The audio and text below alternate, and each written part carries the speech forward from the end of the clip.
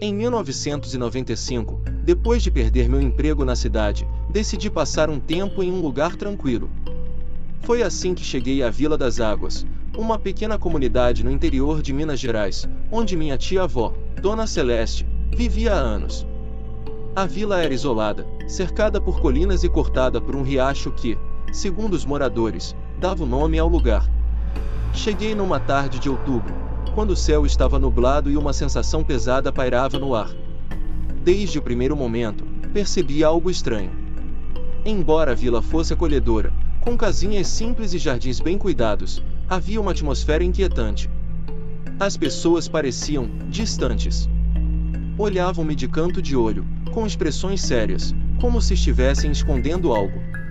Minha tia-avó me recebeu calorosamente. A casa dela, uma construção antiga de pedra, ficava próxima ao centro da vila, de onde se podia ouvir o murmúrio constante do riacho. Logo na primeira noite, enquanto jantávamos, ela mencionou algo que me deixou intrigado. "Marcelo, sei que você gosta de caminhar, mas evite o riacho depois do anoitecer", disse ela, com um olhar sério. "Há coisas que ninguém deve ver por aqui." Achei aquilo estranho e, por curiosidade, perguntei o motivo, mas ela mudou de assunto rapidamente. Claro, aquilo só aumentou minha curiosidade. Na manhã seguinte, decidi explorar a vila. Caminhei pelas ruas de terra, observando as casinhas e cumprimentando os moradores, que apenas me devolviam acenos discretos. A vila parecia parada no tempo, como se nada mudasse há décadas. Depois do almoço, decidi descer até o riacho. O dia estava abafado, e o som da água corrente parecia convidativo. O caminho era cercado por árvores e arbustos, e o ar tinha o cheiro fresco de vegetação molhada. Ao chegar à margem do riacho, percebi algo estranho. A água, que deveria ser cristalina, estava turva, com uma coloração acinzentada. Havia uma neblina leve se formando sobre a superfície, embora fosse pleno dia. Sentei em uma pedra e fiquei ali por um tempo, apenas observando. Foi então que vi algo se movendo na água. A princípio, pensei que fosse apenas a correnteza carregando folhas, mas logo percebi que era algo mais. Algo maior, uma forma escura que parecia dançar sob a superfície.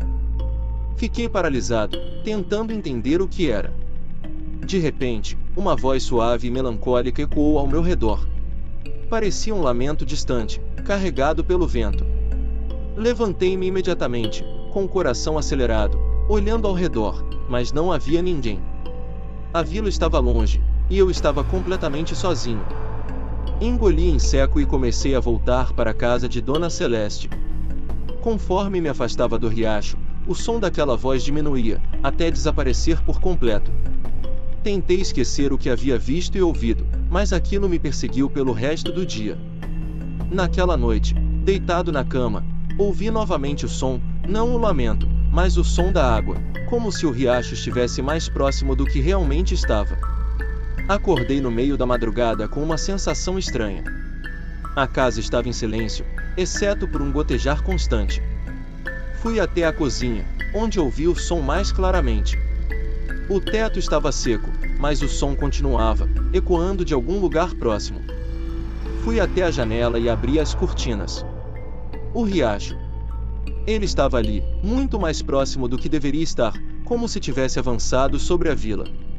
A neblina que vi durante o dia agora era mais densa, cobrindo a vila como um manto. Na margem, vi a mesma figura escura que havia visto antes, mas desta vez, ela estava fora da água. Era uma mulher. Sua pele era pálida, quase translúcida, e suas roupas estavam encharcadas, como se tivesse acabado de sair do fundo do riacho. Ela me olhou diretamente, com olhos vazios e profundos. Seus lábios se moveram, mas o som que saiu foi o mesmo lamento que ouvi durante o dia.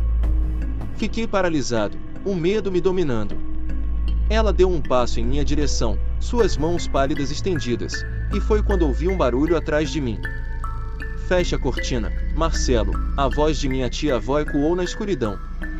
Eu me virei bruscamente, e lá estava ela, de pé na porta da cozinha, com uma expressão sombria no rosto.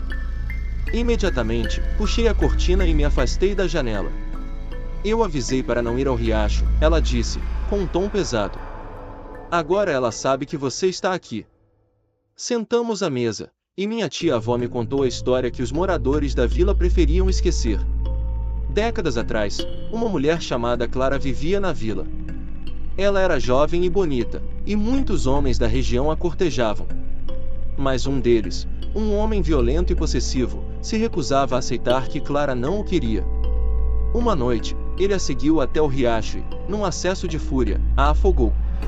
Seu corpo nunca foi encontrado, mas desde então, dizem que sua alma vaga pelas águas, atraindo aqueles que se aproximam demais, especialmente os forasteiros. Ela os chama, disse minha tia-avó. E uma vez que você a vê, ela nunca para de chamar. Tentei dormir naquela noite, mas cada vez que fechava os olhos, ouvia o lamento de Clara ecoando pela vila. No dia seguinte, saí de Vila das Águas antes que a noite caísse novamente. Nunca mais voltei àquele lugar. Mas às vezes, em noites silenciosas, quando estou sozinho, ainda posso ouvir o som de água corrente, e o lamento distante de uma mulher que nunca encontrou paz.